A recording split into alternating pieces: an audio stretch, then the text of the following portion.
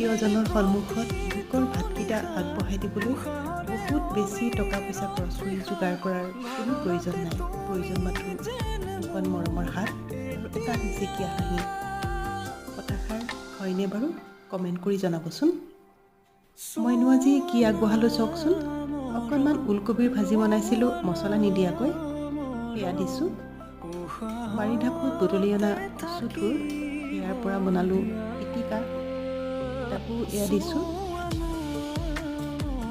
এনেদৰে খাবলৈ খুব ভাল লাগে।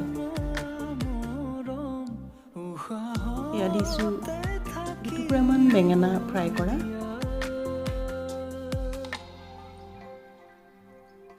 জলকীয়াটো লাগিবই নহয় জানো। তিয়ঁহ এটা চকল চকলকৈ কাটিছিলোঁ, তাকো দিলোঁ আৰু লগতে দিলোঁ এয়া মধুসোলেং পাতেৰে বনোৱা মাছৰ জোল। হৈ গ'ল।